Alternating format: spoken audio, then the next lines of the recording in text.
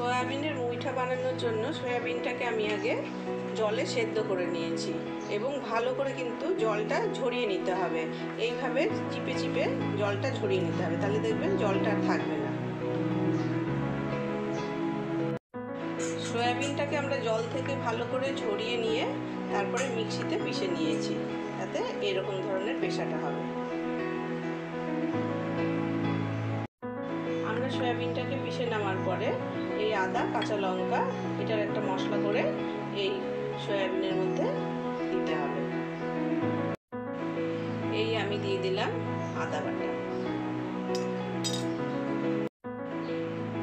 এই দিয়ে দিলাম হাফ চামচ মতো জিরে গুঁড়ো, হাফ চামচ মতো ধনে গুঁড়ো, এই দিয়ে দিলাম হাফ চামচ লবণ, আর দিলাম অল্প পরিমাণে লাল লঙ্কা গুঁড়ো, আর দিয়ে দিলাম একটু গরম মশলা গুঁড়ো, আর সবশেষে দিলাম হলুদ, আর দিলাম বেসন। বেসনটা দিতে হবে নিজের আন্দাজ মতো, কেননা এটা মাখতে হয়তো একটু কম পরিমাণ একটু বেশি পরিমাণ করে দরকার হতে পারে।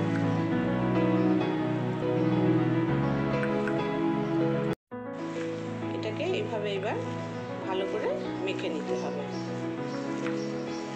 এটাতে যদি আবার বেসন দিতে দরকার পড়ে তাহলে অল্প অল্প করে বেসন দিয়ে এটা যাতে টাইট হয়ে যায় মাখাটা, সেইভাবে কিন্তু এটা পরিমাণটা বেসনের এইভাবেই দিতে হবে। আমি আবার এই সমস্ত রান্না লোহার কড়াইয়ে করে থাকি, বিশেষ করে এই ভাজাভুজির কাজগুলো। এই ভাজার কাজগুলো যদি আপনি লোহার কড়াই করবেন দেখবেন তাড়াতাড়ি ভাজা হয়ে যায়, আর ভাজতেও খুব সুবিধা হয়, আর একদম তেলের মধ্যে কিন্তু লেগে যায় না। এবার আমি যে সয়াবিনের জিনিসটা বানিয়েছিলাম মুইঠাটা, সেই মুইঠাটাকে ঠিক এইভাবে এই আকারে করে নিয়ে এবার তেলটা গরম হয়ে গেছে আমাদের, তেলে আমি ছেড়ে দেবো।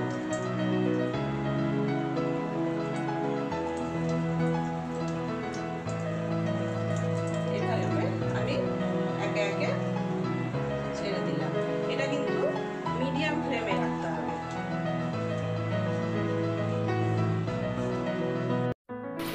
আমাদের এই সয়াবিনের মুইঠাগুলো দেখুন কেমন সুন্দর ভাজা হয়েছে। এটা কিন্তু লোহার কড়াইয়ে ভাজলে কিন্তু আপনার খুব তাড়াতাড়ি ভাজা হয়ে যাবে।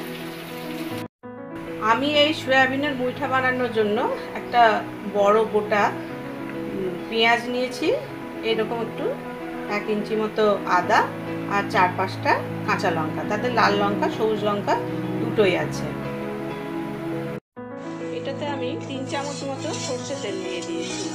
এবার এর মধ্যে ডুমো ডুমো করে আলু কেটেছি, সেই আলুগুলো ভেজে নেব।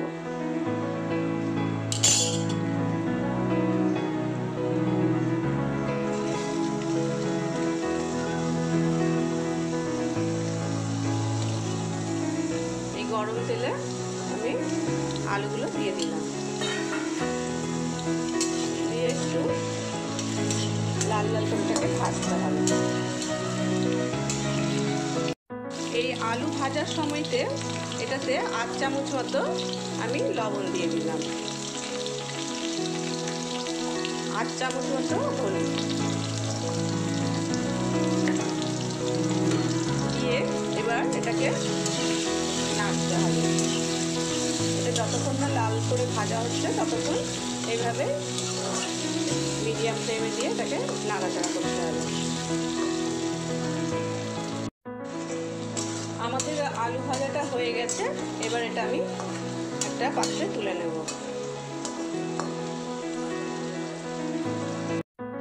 আমি এটাতে একটু গোটা জিরে, এলাচ, লবঙ্গ, তেজপাতা একটু ফোড়ন দিয়ে দিলাম। ফোড়নটা দিয়ে এইভাবে একটু নাড়াচাড়া করতে হবে। এই জাতীয় খাবার বানানোর সময় একটু হিং ফোড়ন দিয়ে দিলে তার কিন্তু টেস্ট কিন্তু খুব ভালো হয়। ফোড়নটা ভাজা হয়ে গেছে, এবার আমি পেঁয়াজ, আদা, কাঁচা লঙ্কা বাটাটা আমি দিয়ে দেব। এতে আমি দিয়ে দিলাম 1 চামচ জিরে গুঁড়ো, দিয়ে দিলাম 1 চামচ মতো ধনে গুঁড়ো। এবার এইভাবে একটু এটাকে নাড়াচাড়া করতে হবে। এটাতে আমি 1 চামচ মতো লবণ দিলাম, 1/2 চামচ মতো হলুদ, আর দিয়ে দিলাম একটু গরম মশলা, আর একটু খুব কম পরিমাণে চিনি। এবার সমস্ত মশলাটাকে এইভাবে জোর আঁচে কষে নিতে হবে। আমাদের মশলাটা প্রায় কষা হয়ে এসছে, তখনই আমি এই ভাজা আলুগুলো দিয়ে দেবো ওর মধ্যে। আমাদের মশলাটা প্রায় কষা হয়ে গেছে।